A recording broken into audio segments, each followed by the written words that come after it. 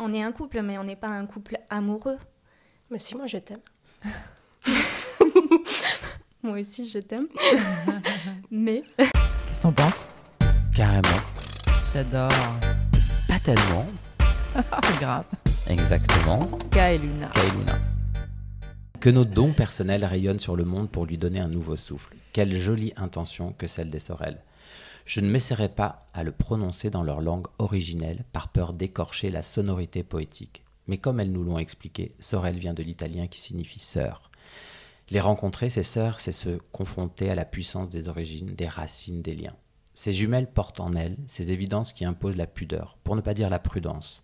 La prudence est un terme un peu galvaudé en cette époque, qui prône tant la logique du risque entrepreneurial ou de l'ultra-prévention sanitaire.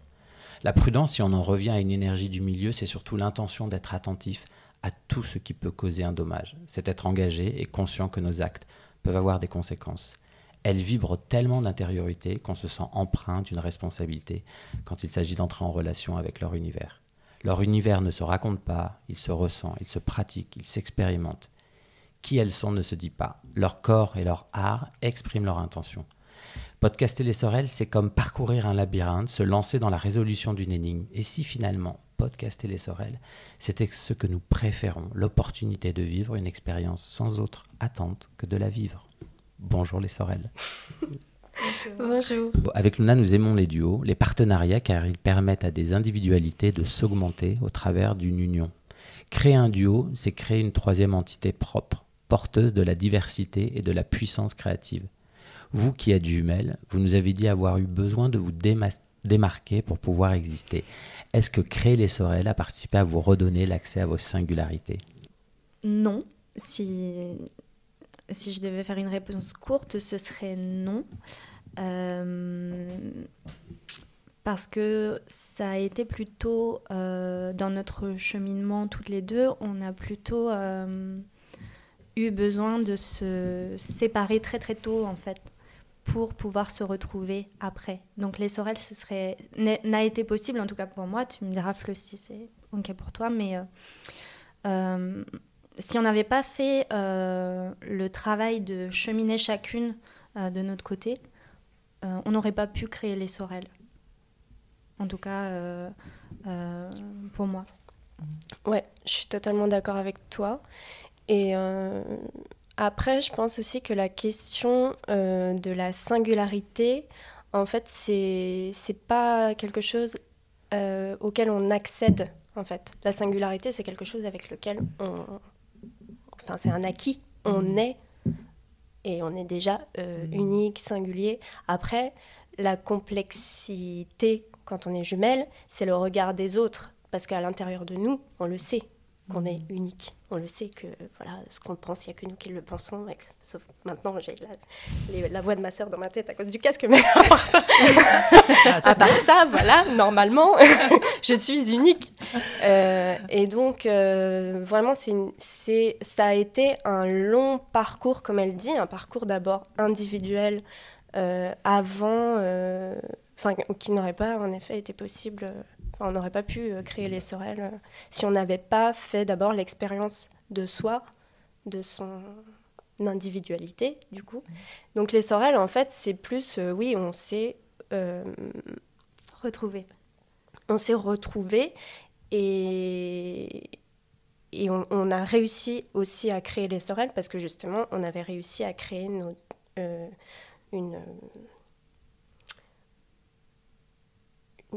base forte, chacune. Enfin, c'est mal dit, mais... Si, ça me fait penser à l'image de... Quand tu dis base, moi, je pense fondation. Et j'ai vraiment cette image en tête de toutes les deux qui sommes chacune, du coup, dans nos individualités et qui posons un peu les briques de nos expériences personnelles et de nos consciences, en fait. Et, sauf qu'au lieu de créer deux tours, en fait, on a créé un pont pour se rejoindre. J'aime beaucoup cette image. Après, c'est intéressant de faire peut-être une analogie avec le couple, parce que finalement, le couple, c'est un duo de deux personnes qui se rencontrent, se choisissent et perdurent ou pas, mais ça, après, c'est la vie qui le dit.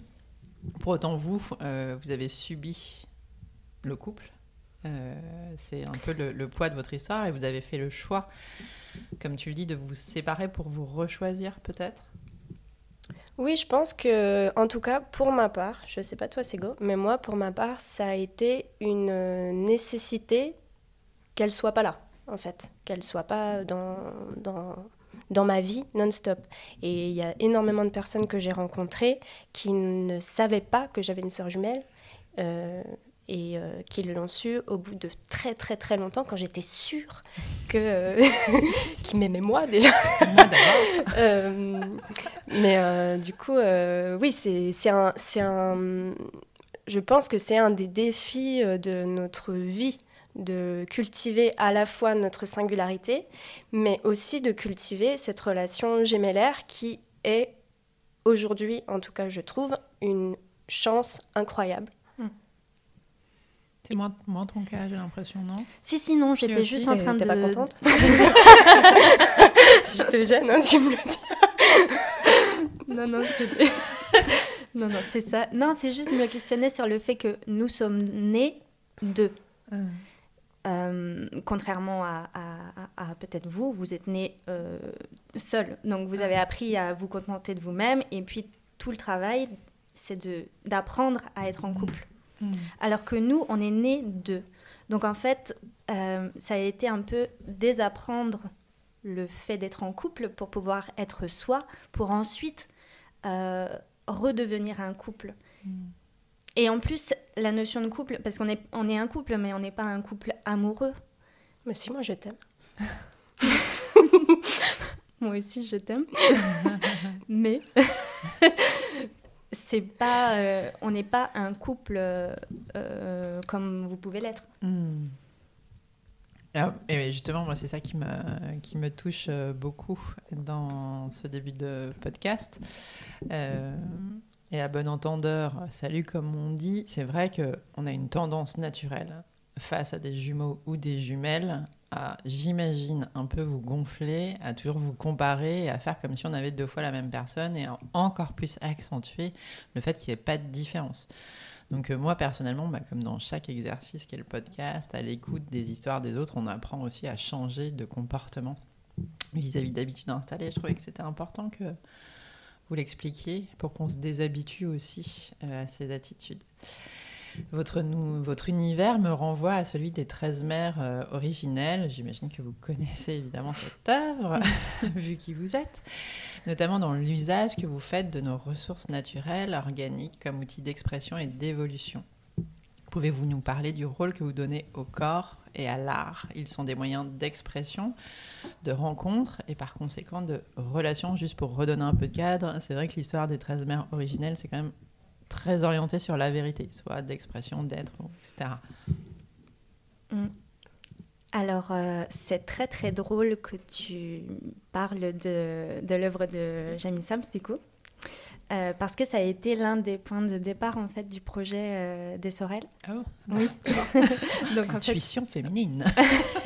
donc c'est une question qui fait sourire. Je crois que si je me trompe pas, je t'avais offert le livre en fait à Noël. À Noël 2018, tu m'as offert le livre, donc des 13 mères originelles, et on avait déjà cette intention de commencer l'année 2019 en cheminant avec ce livre-là en fait. Et donc les Sorel, ça a un peu commencé par ce livre. Chaque mois, on explorait un des enseignements d'une des 13 mères originelles, et on a fait ça vraiment pendant 1 an. Voilà, donc ça a été un des points de départ, les 13 mères originelles. Peut-être tu peux nous dire, Sego, quelle était ton intention en offrant les 13 mères à ta sœur? Oui. Alors, je me souviens plus très bien quelle était mon intention. Je pense que je t'avais écrit un petit mot oui, qui doit le dire. Mais je pense, là, avec quelques temps plus tard, que c'était justement l'intention de cheminer, en fait, à la fois individuellement, mais autour de quelque chose de commun.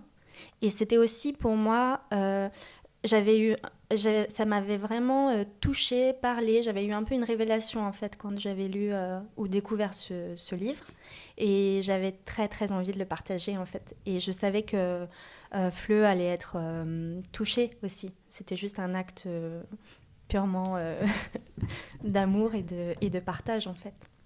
Et justement, pour en revenir à la question, quand il s'agit d'être une mère originale qui incarne par plusieurs moyens, ou en tout cas par des actions, vous utilisez beaucoup le corps et l'art.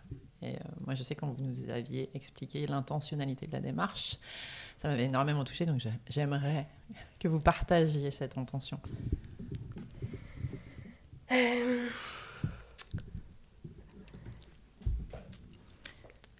Peut-être pour faire le pont avec justement Jamie Sams, je pense qu'on a une vision poétique du monde et de tous ses habitants. Et donc effectivement, nous on explore à travers les Sorel nos différentes passions, outils, donc à travers la danse et tout le travail du corps justement pour ma part, et puis l'art pour Fleu, plus à travers les illustrations. L'intention... En fait, je suis en train d'essayer de me rappeler qu'est-ce qu'on t'avait partagé qui t'avait touché. Oui, moi aussi. Alors moi, je me rappelle très bien parce que vous nous aviez dit que finalement, c'était au travers de l'acte de créer ou d'être en mouvement, au travers de la danse ou de la création artistique, que vous pouviez rentrer en relation avec les personnes, et que le fait d'amener des individus à expérimenter par le corps ou par la créativité l'apprentissage de qui ils étaient, vous nourrissez vous aussi énormément dans votre capacité à apprendre sur vous-même et à les faire se réaliser. Et c'est ça que j'avais toujours trouvé très joli, c'est ça qui m'avait ramené à l'univers des 13 mères originelles, parce que dans les 13 mères originelles, j'imagine que vous avez cherché à trouver laquelle vous correspondez le plus. Et donc il y en a une évidemment qui exprime au travers de l'art, donc elle m'avait fait penser à vous. J'ai juste envie de rebondir sur ce que tu viens de dire par rapport à trouver celle qui nous correspond le plus. Je pense comme toi, mais vas-y.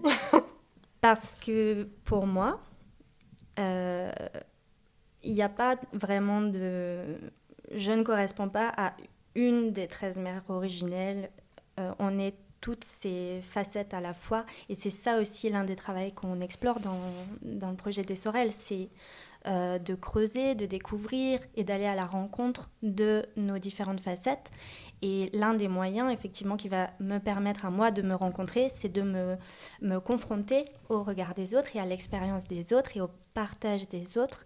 Et à travers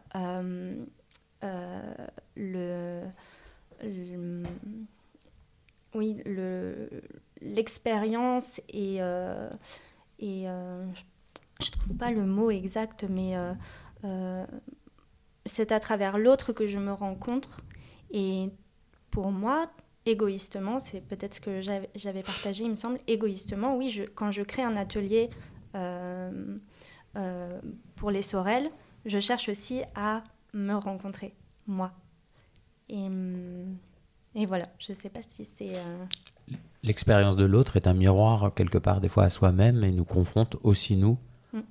Ce qui est le principe, pratiquement, dans tout ce qu'on pourrait dire, que ce soit du coaching, des constellations familiales, c'est mettre en scène un collectif, une personne qui, au final, fait mémoire ou résonne chez nous.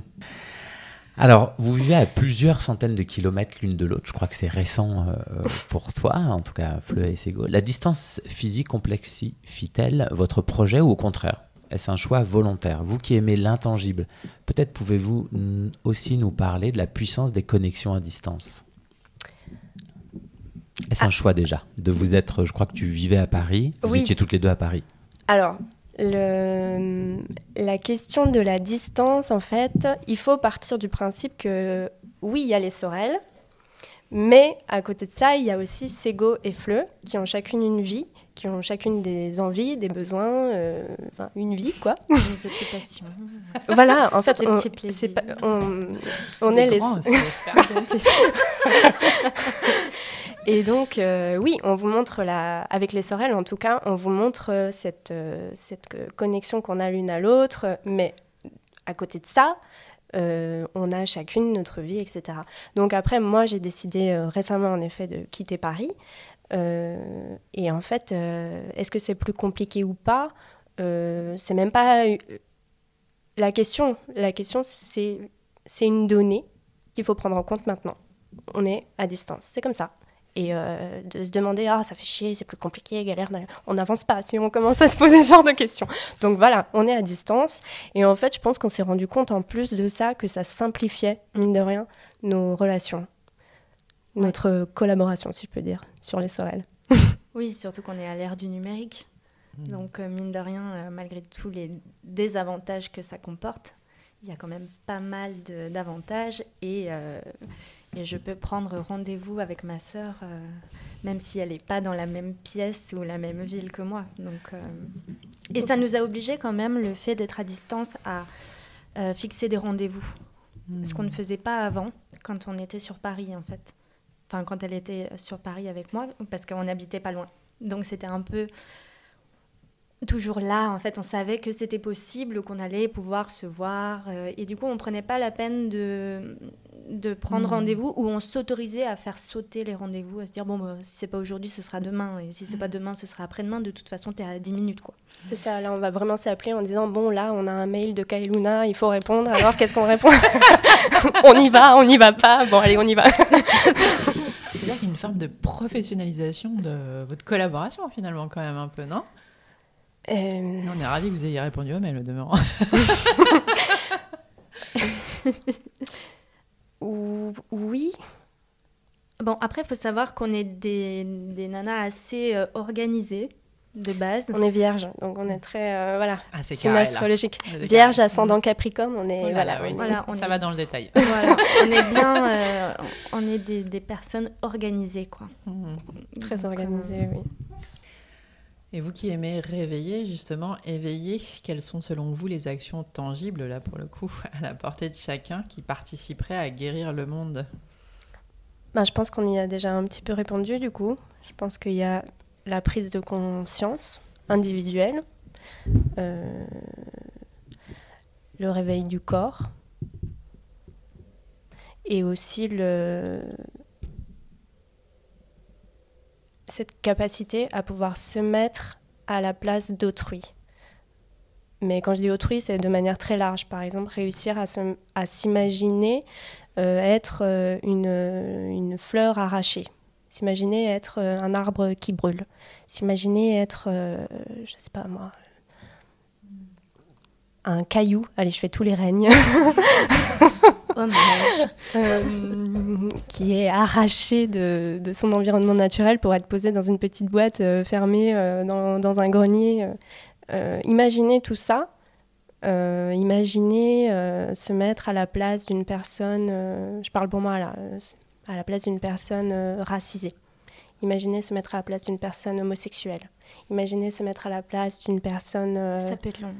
Ah oui, ça peut être très long, parce qu'en fait, justement, je fais exprès pour montrer qu'en fait, l'image du mâle alpha, du blanc, dans un pays développé, ça, c'est notre vision à nous, occidentaux. Mais en fait, le monde est tellement plus vaste que ça.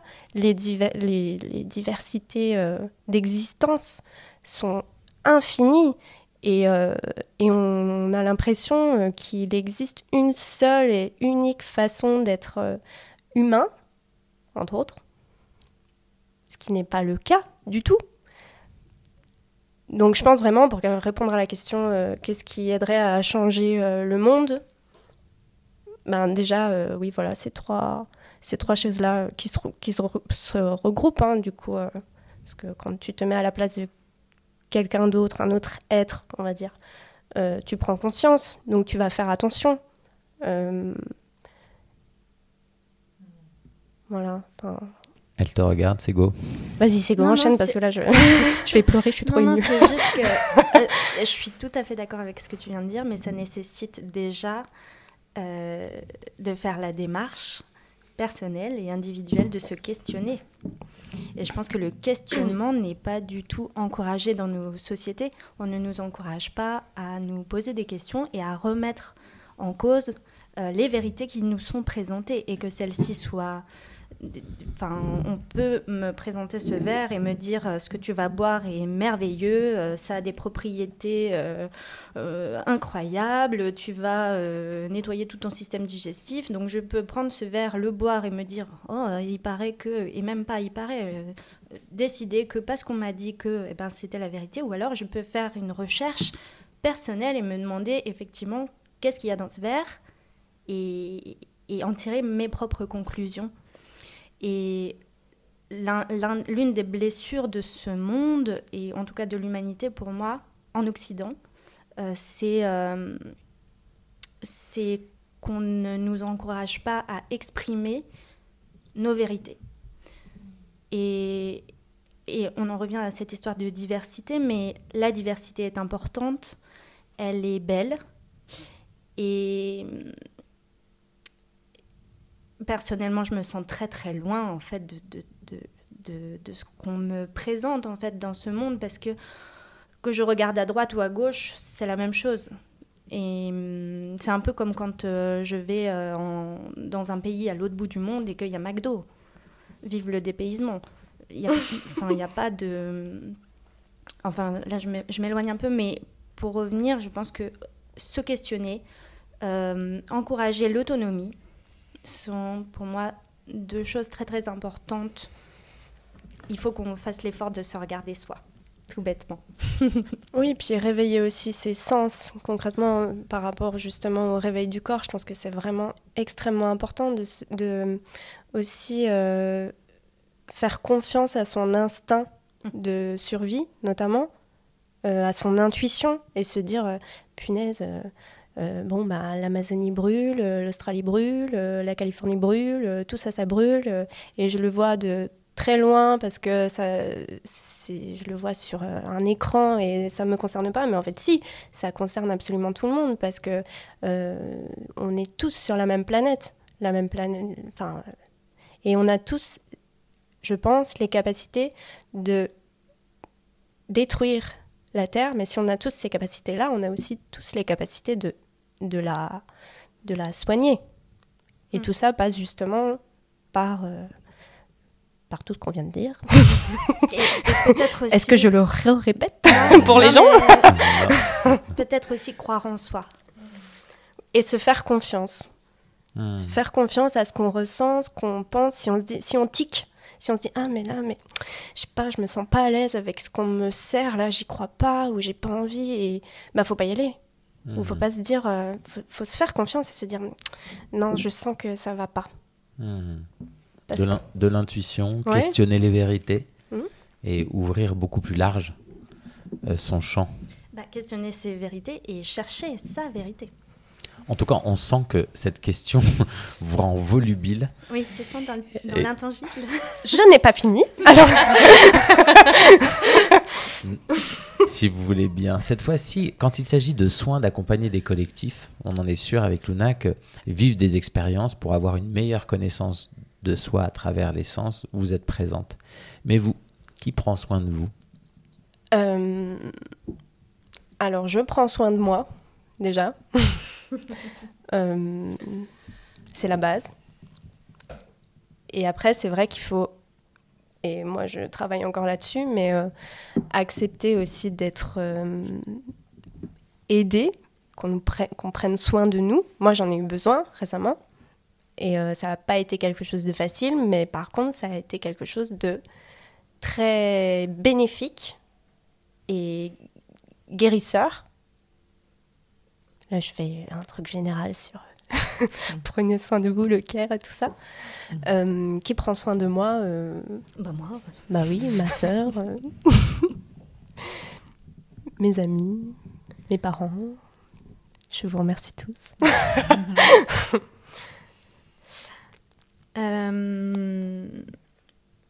Bon.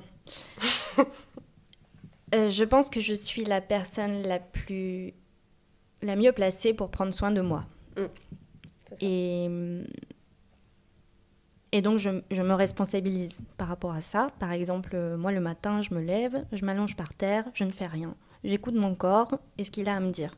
Est-ce que je suis contractée, détendue, est-ce que ça coince quelque part? Et je réponds positivement aux besoins de mon corps. Donc, je prends soin de lui.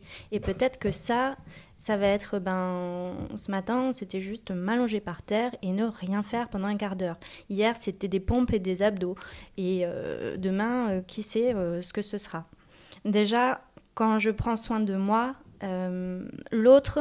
Celui qui sent qu'il peut m'aider en prenant soin de moi, il a déjà une lecture plus facile en fait. Parce qu'il ne va pas prendre la charge, je ne décharge pas en fait cette responsabilité sur l'autre. Après, pour moi, les Sorel, c'est un projet qui prend soin de moi. Aussi parce qu'on est dans un rapport d'horizontalité, il n'y a pas de hiérarchie. C'est aussi pour ça qu'on fait des cercles. On est, je ne dirais pas. En plus, je n'ai pas l'impression de prendre soin des autres, spécialement. Je ne suis pas là pour prendre soin d'eux. Je suis là pour leur faire vivre des expériences. Et après, moi, j'offre quelque chose et tu prends la responsabilité de ton expérience et d'en faire quelque chose qui soit nourrissant pour toi. Donc voilà, déjà je prends soin de personne, en tout cas je te respecte, je t'aime et je t'offre ce que je peux t'offrir, mais je suis pas là pour prendre soin de toi. Tu t'occupes de toi, je m'occupe de moi et tout se passera bien. C'est vrai que c'est une énorme responsabilité. Hein, ouais, voilà, en fait je trouve que justement c'est un des problèmes de ce monde. On essaie trop de prendre soin des autres et en fait si chacun prenait soin de lui-même, le monde irait beaucoup mieux. Mais en même temps, vous avez toutes les deux répondu à la question, qui est qu'on ne peut pas vivre dans un monde sans soin, et que le soin n'est pas une valeur victimaire, au contraire, mais que finalement, pour qu'il soit régulé collectivement, voilà, le deal n'est possible que si à la base on prend soin de soi. Pour autant, je me permets, parce que je pense que même dans les propos que vous tenez, il y a chez vous une attitude à l'autre qui est extrêmement soigneuse. Et donc, ne mésestimez pas quand même qu'à l'endroit où vous êtes, quand bien même vous demandez aux gens de se respecter, j'en doute pas une seconde. Moi, je suis persuadée que vous apportez du soin aux autres. Alors, c'est peut-être pas l'intention première. Pour autant, cette démarche quand même que vous mettez en place de reconnecter les personnes à des endroits oubliés qui leur permettent de prendre soin d'eux, c'est quand même une démarche extrêmement altruiste. Oui, mais après, c'est vrai que c'est les personnes qui viennent à nous, donc elles font déjà ce choix-là de prendre soin d'elles, si on parle là-dessus. Je suis pas sûre, moi. Je pense qu'au début, elles viennent à vous avec, effectivement, de façon intangible, la compréhension. Pour en revenir à vos éléments de langage cellulaires, que dans cette démarche, elles vont réapprendre à prendre soin d'elles.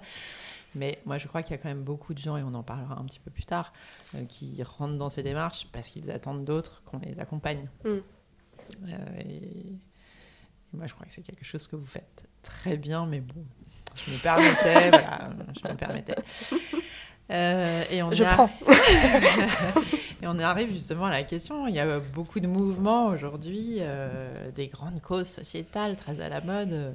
Alors évidemment qu'elles sont ultra nécessaires. Hein, et ces causes et ces mouvements génèrent toujours des débats, des abus, des conflits.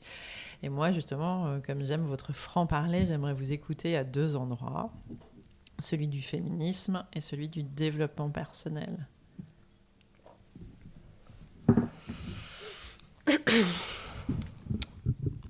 C'est une très très grande question, le féminisme.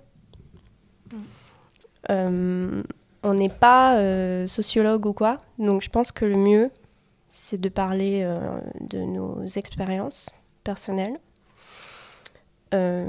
Moi, personnellement, je suis devenue féministe sur le tard, je pense. Alors, je sais pas, c'est peut-être une question de génération aussi. Je pense que les futures générations vont avoir cette ouverture beaucoup plus tôt. Mais en tout cas, moi, je suis devenue féministe sur le tard. Et je pense que ça a été pour moi une nécessité salvatrice et un besoin de me battre concrètement pour des violences qu'on a eues à l'encontre de moi. Et donc c'était une obligation, enfin je ne sais pas comment dire, oui, c'était une obligation. Une nécessité. Ouais, une nécessité. Et après, moi je ne fais pas partie de ces femmes qui ont été violées ou des choses comme ça. Pas du tout. Et je suis très heureuse pour l'instant d'y avoir échappé. Mais c'est ça le pire, c'est que je suis obligée de dire pour l'instant. Parce qu'en fait, on vit dans un monde où ça peut arriver. Du jour au lendemain, peut-être que là, ce soir, je vais rentrer chez moi et je vais me faire agresser. Parce qu'on vit dans ce monde où les femmes ne sont pas protégées, tout simplement. Et ce qui est horrible, c'est qu'il faut les protéger. Alors qu'elles ne devraient même pas être protégées ou quoi. Elles devraient juste être comme tout le monde, pouvoir vivre leur vie. Et en plus, vraiment, je considère que je ne suis pas une des plus mal loties. Mais n'empêche que, à mon petit niveau, j'ai quand même vécu des injustices de l'ordre de... Je parle trop fort, je m'emporte. Attends, je m'éloigne du micro. Tu as la liberté de ton et le volume que tu souhaites. Ah, parfait. Voilà, j'ai été hyper sexualisée, j'ai été traitée comme une femme objet, j'ai eu à mon travail aussi clairement je me suis aperçue que j'avais un salaire qui était inférieur à celui de mon collègue qui avait exactement les mêmes compétences que moi sans les diplômes, par exemple. Donc, logiquement, j'étais censée gagner plus. Bon, ça, c'est des détails, mais n'empêche que ça énerve. On se dit, mais en fait, c'est complètement injuste. Et là, vraiment, je parle de manière personnelle parce qu'encore une fois, je suis pas spécialisée dans ce domaine.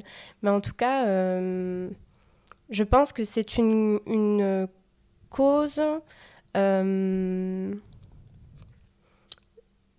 extrêmement importante qui est souvent qui je trouve en tout cas aujourd'hui est encore très mal perçue notamment par les hommes et moi c'est peut-être parce que j'ai un micro là que j'en profite mais j'aimerais énormément qu'il y ait beaucoup plus d'hommes qui se revendiquent féministes parce qu'en fait la cause féministe on a longtemps pensé et je pense qu'on le pense encore que c'est une lutte des femmes pour les femmes.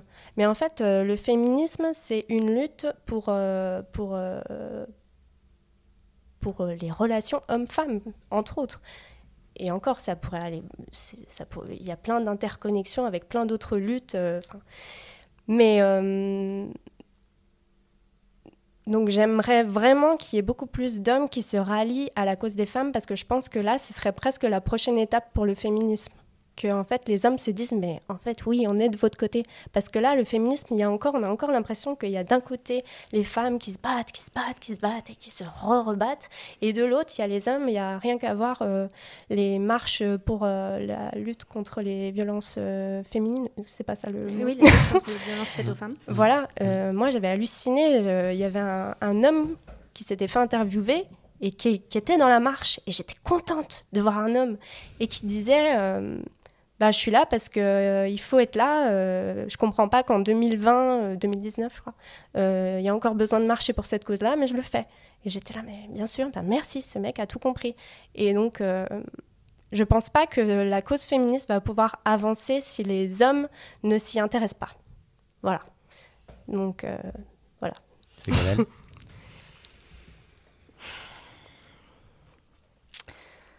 Ouais, je suis d'accord avec tout ce que tu as dit.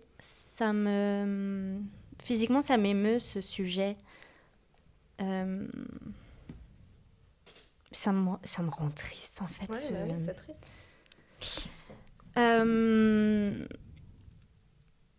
Bon, moi, j'ai du mal à me revendiquer féministe parce qu'il y a trop de connotations, en fait, derrière ce mot. Ce mot a trop d'histoire. Et effectivement, on a l'impression que c'est une cause féminine, qui ne concerne que les femmes, et en fait, pas du tout. Et pour moi, il y a un courant qui s'appelle l'écoféminisme. Féminisme. Oui. Dans lequel moi je me retrouve, qui vise plus grand, plus large, qui va jusqu'à mettre du lien entre tout ce que tu viens de dire, les luttes contre les violences faites aux femmes, etc., mais aussi cette maltraitance par rapport à la Terre, la planète, et ce sont deux choses qui s'entrecroisent et qui s'entremêlent, en fait, de guérir à la fois le corps des femmes, et moi j'aime dire guérir la terre du corps des femmes et guérir la terre-mère, en fait. Et je me retrouve là-dedans, dans cette lutte qui est aussi, on rejoint du coup le soin, en fait. Mais c'est effectivement... c'est très mal compris, c'est très mal perçu. On revient aussi à cette histoire de vérité, on gobe un peu ce qu'on nous dit, les définitions, sans se questionner véritablement sur ce qu'est le féminisme. Est-ce que je suis féministe ? Pourquoi est-ce que je pourrais l'être ou pas ? Et finalement... Mais ça change. En fait, moi, j'ai bon espoir. Je sens qu'on s'intéresse de plus en plus, ça se soulève et ça fait du bien. Et on en est qu'au tout début, en fait, de cette lutte, en fait, qui est finalement un bel acte d'amour, en fait. Et au final, pour moi, la finalité de tout ce mouvement, qu'on l'appelle féminisme, écoféminisme, de toutes les luttes, en fait, qui sont actuelles, c'est juste la réconciliation, l'entente, l'harmonie, la paix, enfin, tous ces beaux mots, en fait, qui font rêver, mais qui, pour moi, sont atteignables, en fait. C'est pas juste un rêve, c'est un rêve qu'on peut atteindre, si chacun, encore une fois, prend ses responsabilités. En tout cas, c'est bon de vous entendre avec autant d'énergie. Qu'est-ce qu'on peut vous souhaiter, du coup, à toutes les deux, dans cette période, justement, propice ? Alors, je vais changer la question, qui était à ouvrir des portes, à tout faire péter.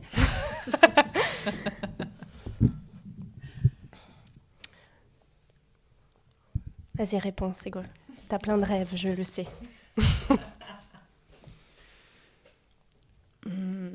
L'abondance. C'est mon mot du moment. Joie, amour et abondance. Et j'ai beaucoup ri, du coup, en arrivant, en voyant les petits panneaux joie et amour. Oui, c'est ça. Du bonheur. Le bonheur. De l'abondance aussi. Oui, de l'abondance, de la santé et collaboration. Alors pour finir, est-ce que vous pouvez nous livrer, s'il vous plaît, avec cette arrivée dans l'automne, cette dépression automnale que certains nous revendiquent, dans laquelle sont certaines, une de vos potions ou pratiques afin que nous puissions traverser cette fin d'année 2020 avec un peu de douceur. Et pour le coup, c'est vrai que on rit beaucoup et on prend beaucoup de plaisir, mais c'est vrai que, sans prendre un ton grave, mais c'est vrai qu'on aimerait vraiment vous entendre, parce que je pense que dans votre spontanéité, dans ce que vous portez, il y a peut-être des choses qui pourraient nous faire du bien dans cette rentrée automnale. Ça serait quoi ? J'ai déjà entendu Ségolène et tu nous as beaucoup parlé du rapport au corps, mais c'est vrai que nous aussi on partage cette dimension. Je pense que le corps a tellement imprimé de choses qu'il sait déjà même ce qu'il pourrait nous arriver, donc cette vigilance au corps, je la trouve intéressante, mais peut-être qu'est-ce qu'il y aurait d'autre ?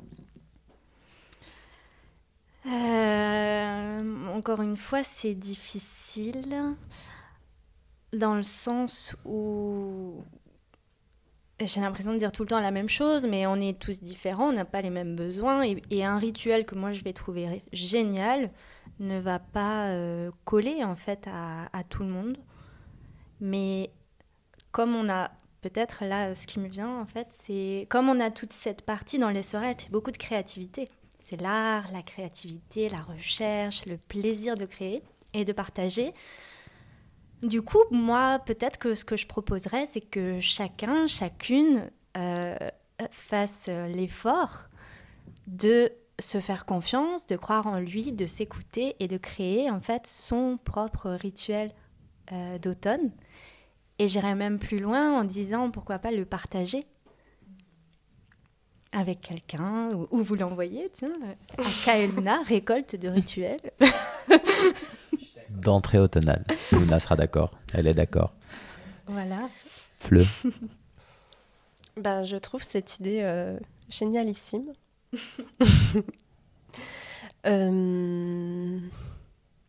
En fait, je sais même pas moi-même ce que je vais faire, ce qui va me faire du bien.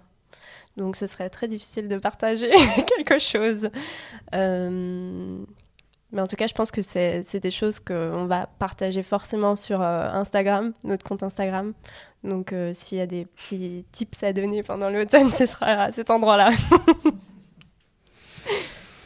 Avant de vous remercier, moi, je voudrais vous dire un petit mot.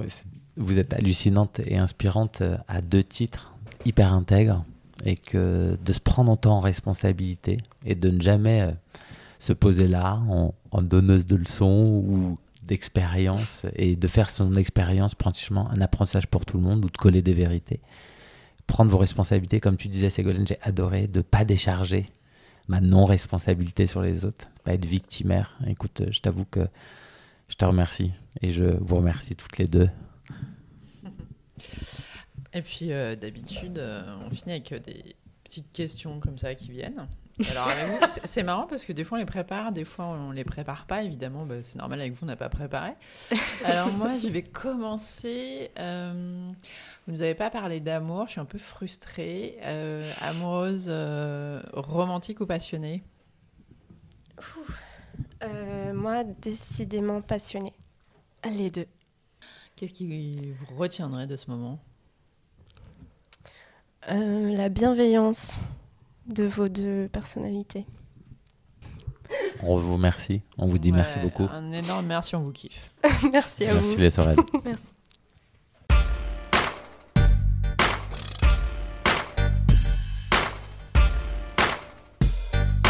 Ka et Luna. Ka et Luna.